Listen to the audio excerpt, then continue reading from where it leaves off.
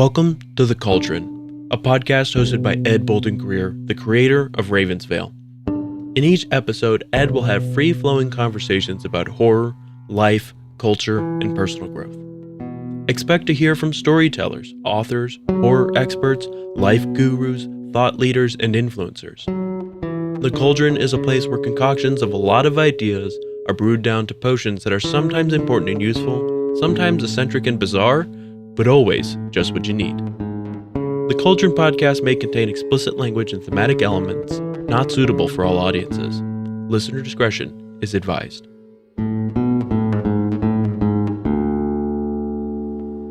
Welcome to the Ravens Vail Cauldron Podcast Halloween Special. For the next 5 days leading up to Halloween, we're going to dive into the eerie and the unknown with ghostly tales, haunted histories, and creepy folklore. We're celebrating Halloween in true Ravens Vail style, and trust me, we've got the cauldron bubbling over with frights and delights just for you. I'm your host, Ed Bolden-Greer, and joining me is my ever-terrified yet always insightful co-host, Jacob Garner, a.k.a. Frady Cat. Hello, everyone. Greetings, dear ghouls and ghosts. Join us for today's episode where we talk about trick-or-treating, spirit Halloween, and the mystic Raven Masquerade.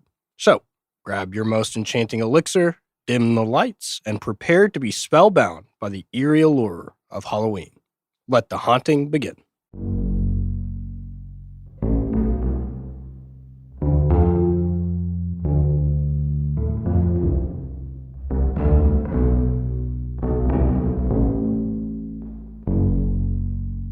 Hey, Jacob. How you doing, man?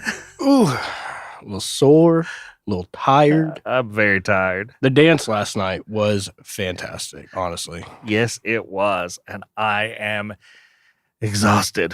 I'm telling you, we're just too damn busy this time of year, man. I know. It felt good to just blow off some steam. It looked like everybody was having a great time. It did. Everybody had a great time. Can you believe it's only 4 days till Halloween? Jesus. I know. It seems so crazy because it feels like we were just talking about October leading up this entire year, and now it feels like it's just flying past us like a witch on a broom. I know. Well, speaking of the Mystic Raven Masquerade, what'd you think about the charcuterie? Oh, my God. I mean, the expectations were pretty high from the way you explained it, but dude, not only did it taste delicious, it looked beautiful. It did. Amazing Grace, the catering company, did a phenomenal job. I mean, it really does take just almost like an artistry to organize that table the way that they did. Oh, they didn't absolutely. just like throw it out there and said, eat up. Yeah. And the amount of food was so good. I ate so much cheese. I mean, we had meat flowers. Dude, that is, when I saw that, I was like, the fuck, dude, what? And the drinks. So, hold on. Did you like the green drink or the purple drink better? The purple drink by far. I mean, they were both good, but dude, the purple drink was awesome. It had this little gummy eyeball floating in it, and then it had this like a shimmery luster. Yeah, in it. It really felt like I was drinking a potion. Well, that's what it's supposed to. It was so funny because people wouldn't eat the gummy eyeball. They would put it in their mouth, and then you would just look around at them, and there was an eyeball in somebody's mouth. I thought that was so funny. Dude, I had such a good time. It was fun.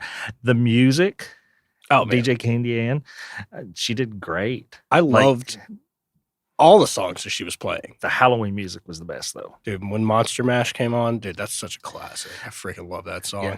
Yeah. And did you enjoy our special treat? For those of you who are listening who weren't there last night, I guess I should say, we had a special treat. Locke Brown came and did a couple numbers for us, and he was just phenomenal. Yeah, he killed it. I mean, he always does. He did such a good job at AHF last year. In 2023? Yeah. And I was so excited to see him perform again. Yeah, he's just great. I'm telling you, dude, even though I know October is really busy for us, can we please do that again? Because I just needed that outlet. It was so much fun. It's going to become an annual thing. We've had such a good response from it that we're going to have to find a bigger venue. Seems to be a common thread. Common thread this month for So sure. we're gonna have to find a bigger venue.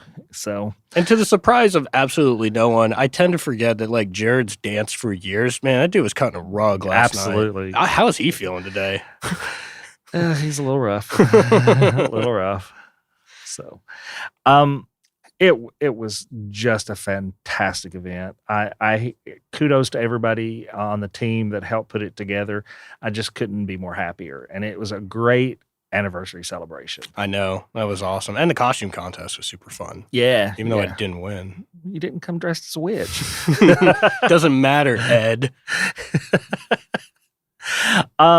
Let's move on and talk about a subject near and dear to my heart, Spirit Halloween. Yes. I absolutely love this store. Every year, the people in my life know that my first trip to Spirit Halloween is like orgasmic. Oh, yeah. It's literally a spiritual experience of sorts, I guess you could call. Yep. But I found out something very interesting. Okay. That you recently went to Spirit Halloween. Yes. And had never been before. Never. Well, Ed, before I met you, I never really was into like spooky Halloween type of stuff, horror movie stuff. And I just can't believe I've lived 29 years on the earth and never went to this store. It's not just like some hokey little, like, here's some cheap Chinese masks and blah, blah, blah. Dude, it's like a legit experience. I love it. It has everything scary and Halloween. And most of it I want to take home. I know. And some of the animatronics that they have, dude, I'm telling you, like, again, I have to wonder how you walk into those stores and you don't walk out with, like, I don't know, a 17-foot skeleton. I don't know I knew you were going to say that. What's stopping you? I'm married to a man who thinks that we don't have anywhere to store a 17-foot skeleton. That is a lie, Ed. That is a lie. No, that is the truth. He thinks we don't have a place to store a 17-foot skeleton. I've tried to make it really clear there would be no storing it. Yeah, I was going to say, why store it? It would be up all year round. Yeah. And that may be to Yeah, for like, Easter, put some bunny ears on it. 4th of July, put an Uncle Sam hat on it. Dress it up. He would be my buddy. Yeah. He would be my friend. Oh, God. Dude, it would be incredible. It would. I'm telling you, get on the ball. I'm going to start a change.org petition to get this 17-foot skeleton in your life, Ed. It's for us at this point. I know. The world needs me to have a 17-foot skeleton. All of Jared's family is supporting me having a 17-foot skeleton. Really? Yeah. Yeah. Papa Jack said he was going to go buy one and put it up in between the houses. Perfect. But, Jared kind of gave him the evil eye. At this point, I think, love you, Jared. Let's just test it out. And if you don't like it, you just give it to me. Dude, so anyway, the Spirit Halloween thing, I was so captivated being in there. I ended up spending some money because there's more than just Halloween stuff, too. There's like, merchandise from movies, sweaters and stuff like that. Well, and let's be honest, you some of that money you spent was donating to their charity. Yes, yeah. So for those who don't know, they actually have this really cool thing that I didn't realize was a part of their business model. But Spirit Halloween has this little, I guess, like, is it like a nonprofit under them? It's a nonprofit, called Spirit of Children, which it helps raise money through in-store purchases, and then you can just donate at the register if you want for children's hospitals. So I think this is nuts because when I looked this up, I ended up doing a lot of research on Spirit Halloween. But when I looked up their Spirit of Children thing, they're only open, like the actual stores are only open like 3 months out of the year typically, and then they close shortly after Halloween concludes. But even still, they've raised since 2007, they've raised over $29 million in donations, which is just so awesome. Yeah. So anyway, I was really, really impressed with Spirit Halloween. And you know me, when I'm impressed or interested in anything, I was like, let me do some research about it. Let me go see if it's worth my while. Dude, so I started doing a little bit of investigation into Spirit Halloween because it's such a uniquely American concept from how they pick their locations to them only being open so many times a year. Anyway, so for those who don't know, and I thought that this was kind of interesting because I've actually been to this flea market before. It's kind of like a strip mall flea market type of thing.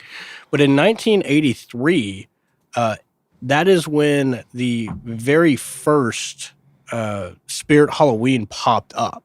And it was in the San Francisco East Bay area in the Village Shopping Center. So I've actually been to this place before. It's kind of like a mixture between a strip mall, but when you go inside, it's like a flea market sort of thing, or at least it used to be when I was a kid. And it was stuff where like in California, they don't really call flea markets. They call them swap meets. Swap meets. Yeah, they do a lot of swap meets. And it's kind of like a swap meet.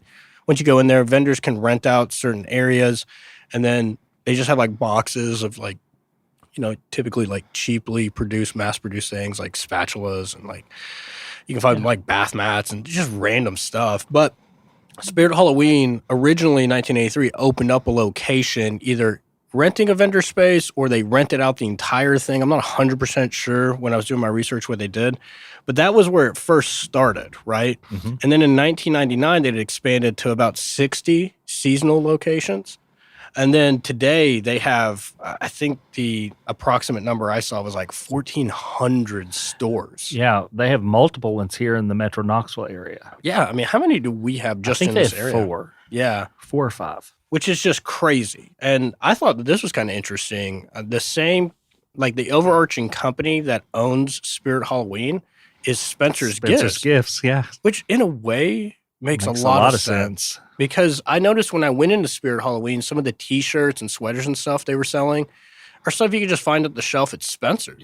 Yep. So I thought that was an interesting little fun fact, The way that the company kind of operates is that they stake out kind of empty storefronts, right? Like I know the one that's across from Double Dogs, they had one there a couple of years ago. I remember driving by it thinking, what is that? Yep. Old Food City. Yeah, it was an Old Food City. So they typically go to these like defunct stores like a Dillard's or a Sears or something like that, and they just put up a banner. It says Spirit Halloween. They got an iconic logo of like this little Grim Reaper with an orange backdrop and yellows added into it. And then they usually rent the space just for 3 months. And, 2 months of that is just getting all of the, merchandise set up, organized, having the layout. And then they run obviously all the way through October. And then, dude, like 1 week after Halloween, they're gone. Yep. The week after Halloween is a sale to reduce as much merchandise as possible. And then they load all the fixtures and all the product up in a truck, and they're gone. Well, hey there, family. This is Melanie Alexander, the merchandising manager for the Ravens Vail Podcast Network. Would it support you or your family to make additional income without having to leave your job, buy inventory, build a team underneath you, or invest significant money up front? I have been listening to so many of you who need this type of relief in your lives without taking you away from your personal life and families even more than you already are. So I came up with a solution. I'm launching a new company, Creating Goodness, and are recruiting those who share a heart for supporting locally made and ethically sourced products. You'll be so excited to learn who our local vendors are. With a simple app on your phone and marketing materials provided for you, you will be set up for success to share this curated virtual gift shop with your friends, family, clients, church members, and anyone in your sphere of influence. They get to enter and exit through the gift shop that lives on your phone. You don't have to carry any inventory. You don't have to deal with shipping. We are not an MLM, so no building a team underneath you. All you do is share our carefully selected products with the people you care about, and you will get paid. You will also be supporting local small business owners who share the same values that we do about creating goodness in our world. We were noticing that big companies only use big influencers to sell their products. So we developed the technology for anyone, influencer or not, to be able to spread the word about quality products they love and get paid too. So if you're curious about making a little extra money, contact us at creatinggoodness.com. Thanks for listening, and always never underestimate the power of kindness. Bye. One thing I thought was really interesting looking into the history of it. So the guy who is like the brainchild behind Spirit Halloween, his name is Joe Marver. Mm-hmm. And believe it or not, he used to just be like a dress retailer. That's what he got his start in doing. And then he just must have had this idea, and it had to have come only from California, right? Where like somebody sat around and went, there isn't a store that only caters to people who love Halloween. Well, I think I have some insight into that. Why is that? Well, he loved Halloween, and he saw Christmas stores that are year-round. Oh. And he thought, why don't we have a Halloween store? Or at least that's what I read. And there's like a lot of costume stores in like San Francisco. Oh, yeah. Specifically. Shout out to one of my favorite. It's actually in Sacramento, but it's called Evangeline's. Evangeline's, it's near the Gold Bridge. Not the Golden Gate Bridge. There's a Gold Bridge in Sacramento. And right there on the pier, we used to go to Evangeline's all the time. It was like this mixture between a costume shop and like an oddity shop. And when I went into Spirit Halloween this month, it evoked that same feeling I had as a kid going to Evangeline's, which I thought was super nostalgic for me. But Spirit Halloween, once they really started to figure out this niche that they could operate in the market, they actually started expanding in a lot of really kind of like forward-thinking ways. Because in 2005 and 2006, they were operating around 434 temporary stores. But then they started to expand on selling things via their website. And this is before Amazon became the juggernaut that we know it as today.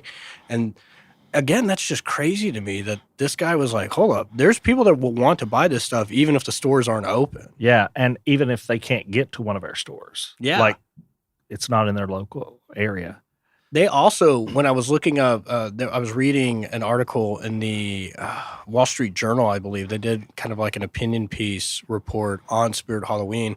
They were one of the few companies during the COVID pandemic that really were not affected at all because they only operate 3 months out of the year. Other places were like, I guess we're closed for multiple months, and they, even when they could open up, it was in like half capacity or this and the other thing. So they were always playing catch up. Spirit Halloween was just like, we're fine. Who cares, right? I'm just going to say I absolutely love Spirit Halloween. There used to be another competitor, and of course, Spirit Halloween was the first. I don't even remember who that company was. Like, it was a brand company. I don't even, I don't even know. But I don't even remember what that place was called. I think it was called Halloween Express, but I haven't seen one of those in years. Well, I mean, there's just probably no way they could even possibly compete with Spirit. Absolutely. Now, I do have a question for you. What? Did you get the idea for your costume from Spirit Halloween? 1,000%. Okay. Well, 1,000%. Speaking of costumes, I thought it would be a really interesting thing for us to do today, for us to tell about our most memorable trick-or-treating experience. Yeah. I mean, like, what my favorite costume was? I think the whole thing. What do you remember about trick-or-treating? What's your favorite memory of trick-or-treating? The most prominent memory I have from trick-or-treating, I think I was like 4 or 5 years old. We were living in Las Vegas at that point, I'm pretty sure. And my dad, Las Vegas, in the late 90s and early 2000s was pretty unsafe. I mean, and there was a lot of crime. We're still dealing with like the crack epidemic was still pretty prevalent. There was a lot of gang activity. So my dad only took us to other places on the base, other apartments and housing that they had there. And I remember specifically my costume, it was this velvet, large purple and black spider costume. And it was obviously for a kid. I didn't look like a big scary spider, but what I ended up doing is that every door that we knocked on, I got underneath on my like knees and elbows. And then when the door would open, I would start shimmying side to side to make it look like the spider was like crawling towards them or whatever. It was a hit. It was awesome. That's awesome. I think my favorite memory, my thing was kind of one of those last things. Yeah. You know, I was 14 years old. Okay. And my brother was, he's 5 years younger than me. Okay. And so he's 9. And had just turned 9, by the way. His birthday's in August. And as you know, I'm estranged from my family now. Yeah. But this memory sticks with me. I think about it every Halloween. And so I was old enough to take him out trick-or-treating. And I was still wanting to trick-or-treat too. So we got dressed up. And the thing that's so amazing about this experience was my brother said to my mom, is there any way that Ed and I can go? Or he called me Eddie. Eddie and I can go, just the two of us. Okay. Because my mom was trying to get our cousins to come over. Yeah. And go trick-or-treating so that she could have some company at the house for trick-or-treating. And truly, at that time, at my mom's house, where I grew up, we would have thousands of trick-or-treaters. It's not like that today, but we would have thousands of trick-or-treaters coming. One, my mother had lots of kids from the daycares she owned. Yeah. And 2, we lived in a relatively safe neighborhood. Yeah. Right. And so my mom said, sure, yeah, you know. And so she didn't call my aunt or anything. And she just didn't question it, you know. And so I got ready and he got ready. And I took him around to all the houses, right? And I was trick-or-treating too. Don't get me wrong. I wasn't trying to play the adult at all. Because I was a young 14-year-old. Yeah. Right? And so we laughed so much, mostly because of one of those safety things we talked about in the last episode. He was wearing this mask, and it was a wonderful, horrifying mask, but it was too big for his head, and it would fall down. So I would reach up and pull it up, you know, until he walked up to the house. And it was just such a fun night. And I remember we got back, and we separated out all our candy, like put it on the table because we wanted to make sure everything was okay, right? Yeah. And there were, in our lives, we both knew each other so well that all of like the sour candies and stuff, he just pushed them over to me. And because I like chocolate, but I don't love chocolate, but he loved chocolate. So all the chocolate stuff kind of went to him. And we just kind of divided it out. And we fell asleep that night watching a scary movie on the couches. And Mom and Dad must have come down and covered us up because that's where we woke up the next morning. Piles of candy everywhere, wrappers all over us. We were in a sugar coma for sure. But yeah, that was probably one of the best memories of Halloween, being a younger kid and actually going trick-or-treating. Dude, that's like the quintessential American Halloween experience. Just a quick question. How old is too old to still go out trick-or-treating? Well, I've got an answer for you. Okay. You are never too old to go trick-or-treating. Never. I'm definitely more in the aspect now where I love buying full-size candy bars. It's what we do. We love having trick-or-treaters come to our home. And they love coming to the house. I mean, we don't get that many, but because of the way we decorate. Oh, dude, yeah. They love coming to the house. And Jared just gets so excited whenever we have trick-or-treaters. We went for years without having any. And then all of a sudden, we just started getting like a lot. Well, I mean, the way that you guys have your decorations, it's basically like a giant neon sign saying, hey, they're going to give some candy. We give the good candy too. So, Jacob, are you ready for your would you rather question? Let's do it. Would you rather be able to breathe underwater or be able to walk through walls? Breathe underwater or walk through walls? Weird question. I can only walk through walls. I can't like sprint or dive through them. I just have to like walk through them. I think you could do any of that stuff. I would do, man, I would do probably the walk through walls thing because that's super, super cool. Because I just imagine, you know that like gif of Homer Simpson just fading into the hedge to get out of an awkward situation? I would just do that if I was ever in an awkward conversation with somebody. I would just be like, yeah, 1 second. I would just phase through the wall.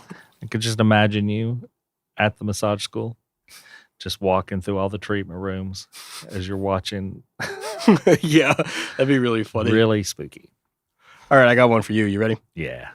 Would you rather have a magical pen that can write anything you imagine or a magical camera that can capture any moment perfectly?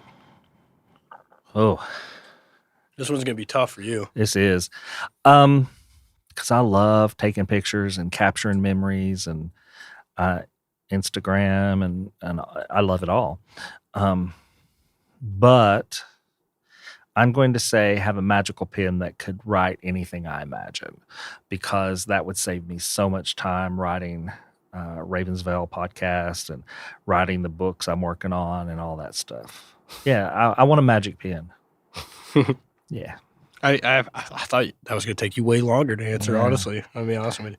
Hey, dude, are you ready for your dad joke? Day 2 of a dad joke? Yeah, I understand this one comes from the queen of dad jokes. This one actually made me laugh. I Okay. love this one. All right. Shout out to Starla Blue. Here you go. Studies show that cows produce more milk when a farmer talks to them. It's definitely a case of in one ear and out the udder.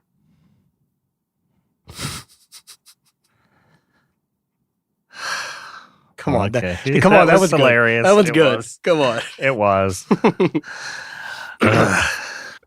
And that concludes the second episode of our Ravens Vail Cauldron Halloween special. We trust you enjoyed today's glimpse into the eerie enchantment of Halloween. As the veil between worlds is at its thinnest this time of year, stay vigilant and sharp. Who knows what phantoms may wander your way. A colossal thank you to all of our listeners. May your nights be brimming with more treats than tricks, and may the mysteries of Halloween linger with you. Until tomorrow, stay spooky, stay safe, and keep the spirit of Halloween alive in your hearts. Now, family, you adults have a few chores to do. Go on over to ravensvail.com and see about doing your chores on social media. Follow us on all the social media platforms that we've made available just for you folks. Like, listen, subscribe, and follow wherever you listen to podcasts. And if you don't mind, please leave us a good rating and a kind comment. You can find the Ravens Vail Cauldron Podcast on your favorite podcast platform. Just search for the Ravens Vail Cauldron Podcast and make sure you hit the follow button to stay up to date with the latest episodes. And family, don't forget to tell your friends about us, won't you? So until tomorrow, family, happy Halloween! The Ravens Vail Cauldron is a production of Small Raven Media. Today's episode was hosted by Ed Bolden-Greer with co-host Jacob Garner. Audio engineering and sound design by Nick Devan at Nicky D Sound. Copyrighted 2024, Small Raven Media. All rights reserved.